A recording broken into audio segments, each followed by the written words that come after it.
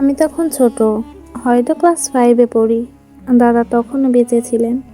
তিনি ছিলেন আমাদের পরিবারের সবচেয়ে জ্ঞানী ও ধার্মিক ব্যক্তি। আমরা তাকে সবার থেকে আলাদা ভালোবাসতাম। তার প্রতি আমাদের টান ছিল অন্যরকম। গ্রামের মসজিদের পাশে আমাদের পুরনো বাড়ি। দাদা সেখানে থাকতেন। ছোটবেলায় মায়ের সঙ্গে দাদার কাছে প্রায়ই যেতাম। দাদার মুখে একটা বিশেষ শান্তি ছিল। দাদা বাড়ি, মাথায় সাদা টুপি আর পরনে সাধারণ পাঞ্জাবি।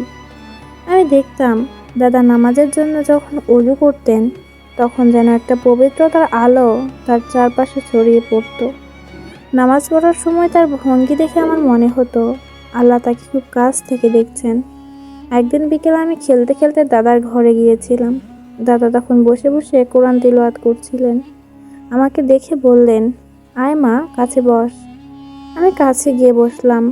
দাদা আমার মাথায় হাত বুলিয়ে বললেন, তুমি জানো নামাজ পড়া কেন এত গুরুত্বপূর্ণ?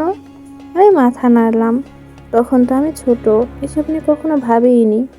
দাদা হাসলেন, তারপর বললেন, নামাজ হলো আল্লাহর সঙ্গে তোমার যোগাযোগ। তুমি নামাজ পড়ো, তখন আল্লাহ তোমার কথা শোনেন।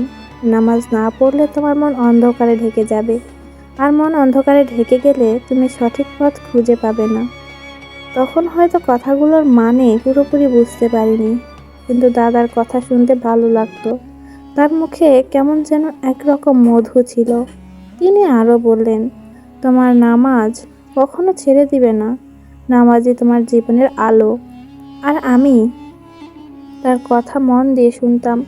তারপর বলতাম, আচ্ছা দাদু, তুমি কি সবসময় নামাজ পড়ো? দাদা হেসে বললেন, হ্যাঁ মা, সব সময়। নামাজ আমার জীবনের সবচেয়ে বড় শান্তি। এইসব কথা ছোট বয়সে হয়তো পুরোটা বুঝিনি, কিন্তু বড় হওয়ার সঙ্গে সঙ্গে দাদার কথাগুলো আমার জীবনের পথ দেখিয়েছে। যখন মাধ্যমিক স্কুলে পড়তে শুরু করলাম, তখন অনেক সময় ক্লান্ত হয়ে নামাজ পড়ার ইচ্ছা হতো না, কিন্তু মায়ের কথা মনে পড়তো। মা প্রায়ই বলতেন, তোমার দাদার কথা মনে আছে তো? নামাজ না পড়লে আল্লাহ তোমার উপর রাগ করবেন, আর মন থেকে আল্লাহর দয়া চলে গেলে তুমি কিভাবে বাঁচবে? মায়ের কথাগুলো আমাকে নতুন করে অনুপ্রাণিত করত। একবার কলেজে ওঠার পর আমি অনেক ব্যস্ত হয়ে পড়েছিলাম। পড়াশোনা, টিউশনি, ক্লাস টেস্ট, এসবের মধ্যে নামাজের সময় পাই না বলে মনে হতো। কিন্তু একদিন এক ঘটনা আমার জীবনের দৃষ্টিভঙ্গি বদলে দেয়। সেদিন এক ক্লাসমেট খুব সুন্দর করে বলল, তুমি কি জানো, আমরা যত ব্যস্তই থাকি, আল্লাহ আমাদের জন্য সময় রাখেন। তাহলে আমরা কেন তার জন্য সময় বের করব না? তখন আমার দাদার কথা মনে পড়লো। সেই মুহূর্তে সিদ্ধান্ত নিলাম আমি কোনোভাবেই নামাজ বাদ দেব না। একবার পরীক্ষার সময় দাদার সেই কথাগুলো যেন আমার মনে ভেসে উঠল। আমি রোজ নামাজ পড়তাম আর আল্লাহর কাছে সাহায্য চাইতাম। পরীক্ষায় ভালো করার জন্য শুধু পড়াশোনা করলেই তো হবে না, আল্লাহর সাহায্য ছাড়া কিছুই সম্ভব না। পরীক্ষার ফলাফল প্রকাশের দিন আমি দোয়া করতে করতে গিয়েছিলাম। ফলাফলে দেখা গেল আমি ক্লাসে প্রথম হয়েছি।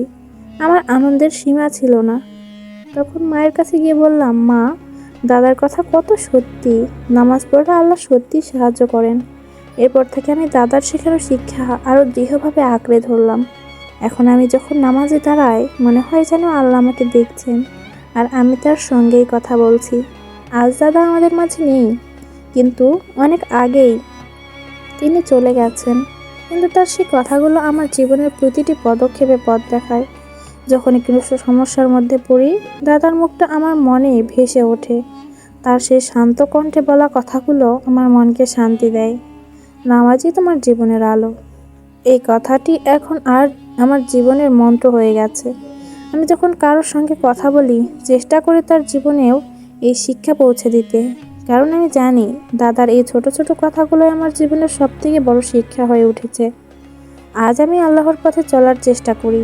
জীবনের প্রতিটি সিদ্ধান্তে আল্লাহর কাছে সাহায্য চাই, আর আমি জানি এই পথেই শান্তি। দাদার দেওয়া এই ইসলামী শিক্ষার আলো আমার জীবনকে বদলে দিয়েছে। আমি আল্লাহর কাছে দোয়া করি যেন এই আলো আমার জীবন থেকে কখনো হারিয়ে না যায়।